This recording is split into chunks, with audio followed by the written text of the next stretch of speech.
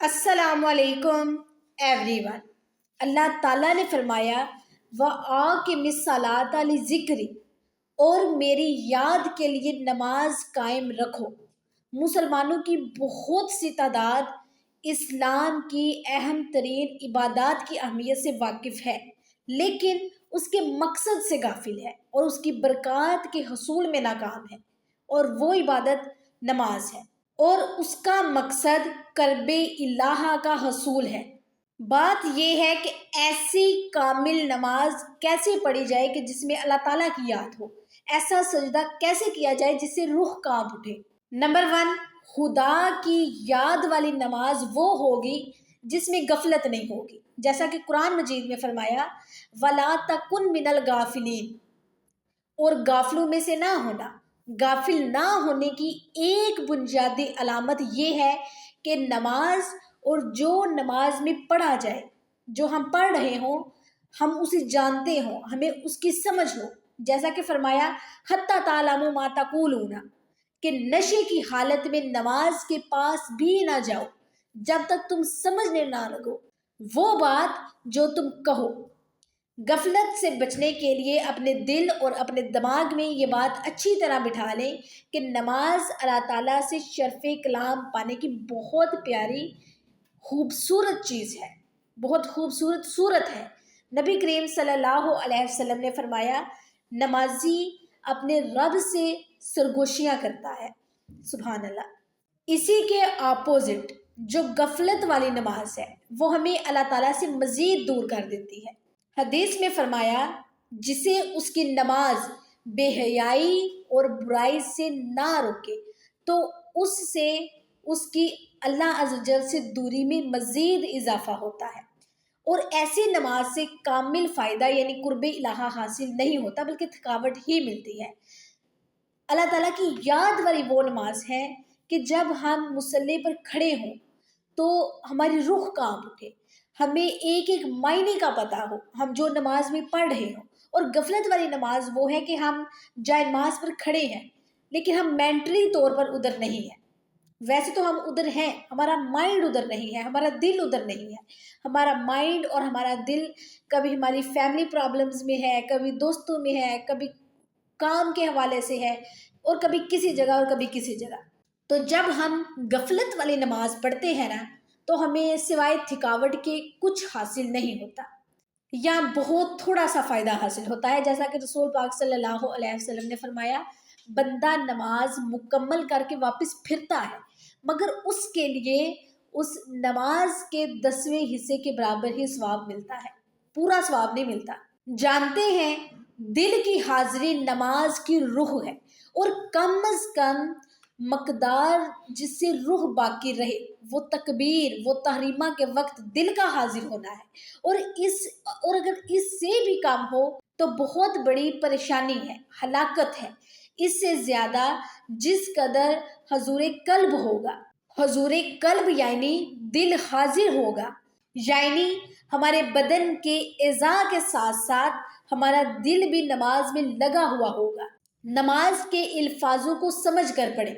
خدا کی تعظیم پیش نظر رکھیں، اور اس تعظیم سے دل میں اللہ کی ہیبت پیدا ہو، اور اس کے ساتھ ساتھ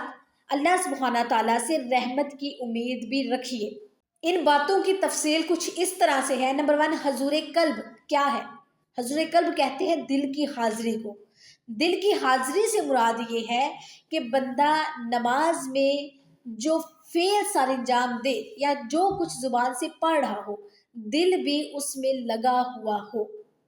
کسی اور طرف نہ ہو ہمارا دل یا دماغ، یعنی دل بھی نماز اور قرات اور تسبیحات نماز کی طرف متوجہ ہو، یہ ہے نماز میں دل کی حاضری۔ سیکنڈ ہے قرآن اور تسبیحات اور نماز سمجھنا، کہ جو پڑھ رہے ہیں اس کا ترجمہ، معنی اور مفہوم بھی ہمیں سمجھ کر پڑھنا چاہیے۔ نمبر 3، تعظیم اور ہیبت، اللہ تعالیٰ کی عظمت اور جلال اور کمال دل میں سوچے تاکہ تعظیم اور ہیبت کی کیفیت پیدا ہو۔ جب ہم اللہ تعالیٰ کی رحمتیں، اللہ تعالیٰ کی برکات، اللہ تعالیٰ کا فضل، اللہ تعالیٰ کا کرم اپنے اوپر ہم سوچ کر نماز پڑھیں گے تو انشاءاللہ ہمیں نماز پڑھنے کا مزہ بھی آئے گا اور ہمارا نماز میں دل بھی لگا رہے گا۔ نمبر 4 ہے امید اور حیا اپنی ناقص نماز۔ ہماری تو نمازیں بہت ناقص ہوتی ہیں، ٹھیک ہے، اپنی ناقص نماز کے باوجود اللہ سبحانہ تعالیٰ کی بارگاہ میں اس کے فضل اور رحمت اور بندہ پروری سے ثواب کی امید لازمی رکھیں۔ ہاں، ساتھ میں اپنی کوتاہی کی وجہ سے ڈرتے بھی رہنا چاہیے، بلکہ اللہ تعالیٰ کی عظمت اور جلالت والی بارگاہ میں اپنی ناقص نماز پیش کرنے پر ہمیں شرم بھی محسوس کرنی چاہیے کہ اے اللہ پاک، جس طرح نماز پڑھنے کا حق تھا ہم ویسے ادا نہیں کر سکے، ہم ویسے تمہارے سامنے پیش نہیں کر سکے، تو تب ہمیں جب ہم اللہ تعالیٰ کی بارگاہ میں اپنی نماز پیش کر رہے ہوتے ہیں تو ہمیں شرم اور حیا سے پانی پانی ہو جانا چاہیے۔ دل کی حاضری کے لیے اپنی سوچ نماز کی جانب لگائے رکھنے کی کوشش کریں، آخرت کے ہمیشہ باقی رہنے اور اس میں حاصل ہونے والے عظیم ثواب اور دنیا کے ختم ہو جانے اور دنیا کی خرابیاں، دنیا کی خامیاں اور آفات کا خیال کریں۔ پھر سوچیں کہ دنیا کے بادشاہوں، عہدے داروں کے پاس جاتے ہوئے تو دل اور دماغ بہت حاضر ہوتا ہے، تو جب آسمان اور زمین کے حقیقی مالک، سچے بادشاہ، قادر مطلق، خالق و مالک کی بارگاہ میں حاضری کے وقت دل کیوں حاضر نہیں ہوتا، اس کے بارے میں لازمی سوچیں۔ سمجھ کر نماز پڑھنے کے لیے طریقہ یہ ہے کہ نماز میں پڑھی جانے والی صورتوں، آیتوں اور تسبیحات کا ترجمہ اچھی طرح یاد کر لیں اور پڑھے ہوئے الفاظ کے ساتھ ان کے معنی پر توجہ بھی رکھیں، اس سے وسوسے بھی دور ہوتے رہیں گے اور نماز میں خشوع اور خضوع بھی نصیب ہوتا ہے انشاءاللہ۔ آگے تعظیم اور ہیبت، جیسا میں نے پیچھے کہا، تعظیم اور ہیبت دلی کیفیت کا نام ہے۔ یہ کیفیت تب حاصل ہوتی ہے جب انسان اللہ سبحانہ تعالیٰ کی عظمت اور ان کی شان پہچانے اور اپنی بے کسی، اپنی بے بسی اور لاچارگی پر غور کرے۔ نمبر 4، رحمت کی امید بڑھانے کے لیے اللہ تعالیٰ کئی مہربانیوں اور کروڑوں سالوں سے ہر مخلوقات پر، ہر آن برستی ہوئی رحمتیں اس مخلوقات پر اور خود اپنی ذات پر رب کریم کی رحمتیں، رب کریم کے احسانات، ان کا فضل یاد کریں اور آخرت میں نعمتوں سے مالا مال سلامتی کی گھر جنت کو یاد کریں اور نمازیوں کے لیے جنت کے وعدے یاد کریں۔ اس کے علاوہ جیسا کہ میں نے پہلے کہا کہ عبادت پیش کرنے میں شرم اور حیا محسوس کریں، عبادت پیش کرنے میں شرم اور حیا محسوس کرنے کے لیے غور کریں کہ میری نماز کتنی ناقص ہے اور میرا وجود کس قدر عیوب پر مشتمل ہے، اخلاص کی کس قدر کمی ہے، جبکہ اس بارگاہ میں عبادات کا نذرانہ پیش کرنے والوں میں انبیاء، مرسلین، ملائکہ، مقربین، صدیقین اور اولیاء اور صالحین یہ سب شامل ہیں، اور وہ ہستیاں بھی کہتی ہیں کہ اے مالک، ہم تیری عبادت ویسی نہیں کر سکے جیسا کہ ادا کرنے کا حق تھا ہم پر۔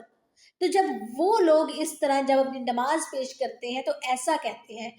تو ہم کیوں نہیں کہتے؟ ہمیں بھی کہنا چاہیے، کیونکہ ہماری نمازیں تو شاید ان سے بھی زیادہ ناقص ہیں۔ آئی ہوپ آپ کو ویڈیو اچھی لگی ہوگی۔ اگر آپ کو ویڈیو اچھی لگی ہے، ویڈیو کو زیادہ سے زیادہ شیئر کریں، اور اگر آپ میرے چینل پر نیو ہیں تو میرے چینل کو لازمی سبسکرائب کریں۔ یہ ایک سجدہ جسے تو گراں سمجھتا ہے، 1000 سجدوں سے دیتا ہے آدمی کو نجات۔ اللہ حافظ۔